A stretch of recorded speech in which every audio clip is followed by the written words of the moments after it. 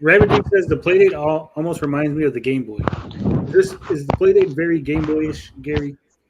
Um, aside black and white, yes, but screen wise, it blows it away.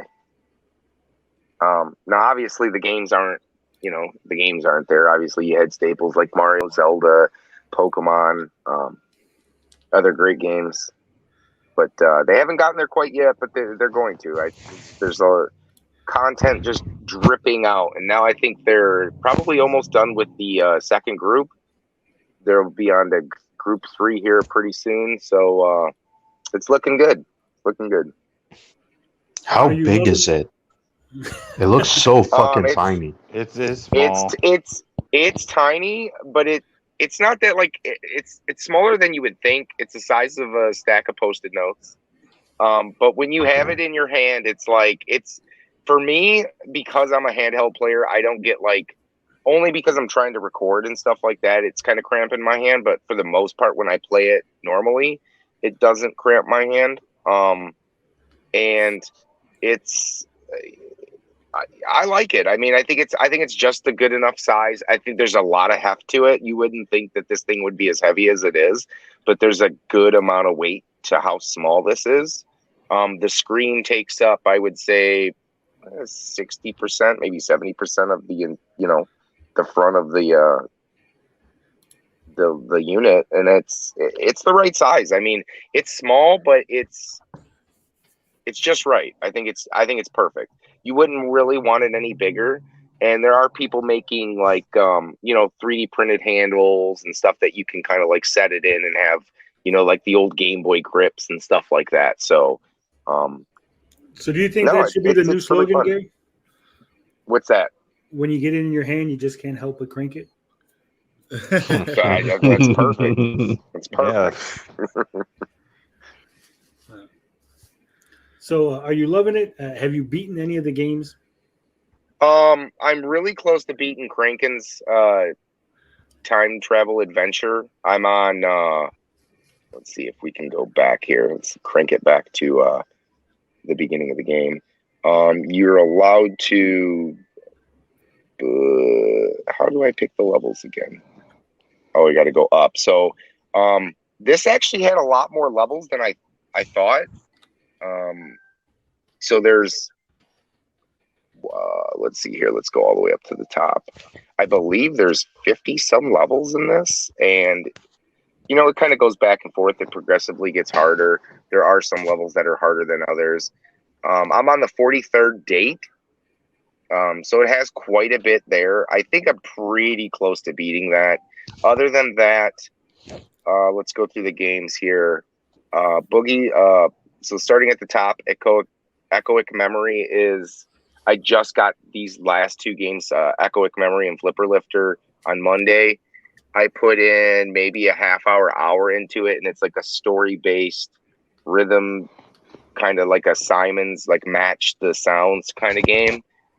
So I haven't gotten too far into that, but that was pretty good. Flipper Lifter, you are,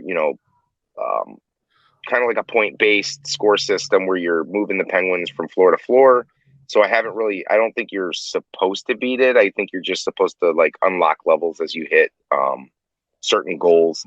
Pick Pack Pup plays like a Bejeweled, the match 3 type game, match 4. So I haven't really beaten that. Lost Your Marbles is a story adventure. It's probably one of my least favorite games. It's a story-based type game, so I haven't beaten that. Boogie Loops is just a synthesizer. Again, Kranken's, we've gotten up there. I'm almost beating it. Whitewater Wipeout is a point-based game that you really can't beat. High scores. Casual Birder, I'm saving. I haven't played too far into that. And then obviously these are the side-loaded games. A lot of them are like really like beatable games. I mean, you got Smolitaire, which is Solitaire. I've beaten Solitaire.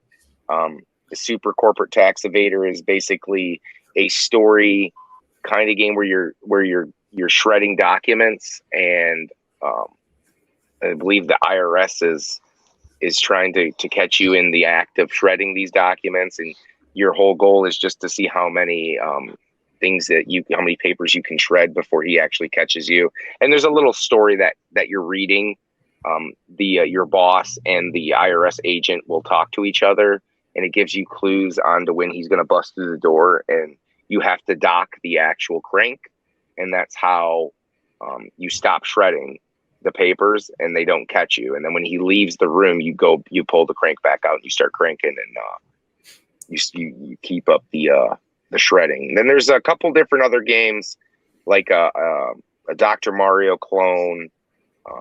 And then, I mean, basically most of the games that are on here are kind of like a point-based scoring system type game. So there's a few story type games, but I haven't beaten those. No. And would you say it's worth it? Do you feel satisfied in your purchase? I feel like so far I've gotten, what are we at? I think I'm at week 4. So I got 1, 2, 3, 4, 5, 6, 7, 8. So that's 4 weeks worth of games. You get 2 right out the gate.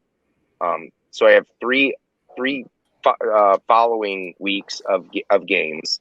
And then I have 1, 2, 3, 4, 5, 6, 7, 8, 9, 10, 11, 12, 13 free games that I side loaded. And so far, for the money that I spent, I've been having a blast with each. I will go into each of these games and put, 10 to 20 minutes into playing like Invasion or 1-Bit Invaders, screwing around with like a Dr. Mario clone every once in a while. I feel like this is totally worth it. And the money I spent was totally justified. The games that are going to be on the horizon, there's going to be most likely a season 2. They're talking about opening a storefront for games that are going to be curated. All the side loaded stuff coming in. I definitely think that people need to check it out. And if you don't want to buy one, like I said before, you can download the SDK.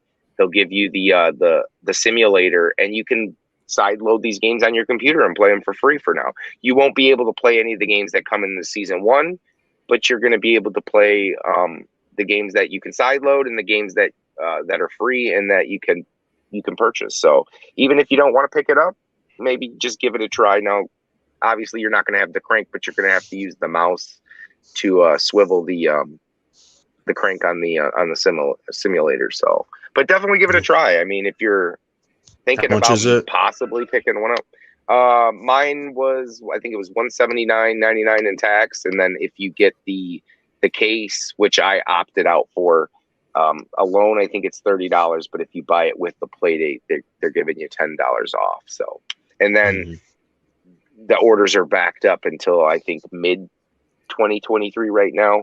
So everybody's getting theirs. It's a slow rollout, but hey, they're getting released. I have mine in hand, so this is not a scam. Hey,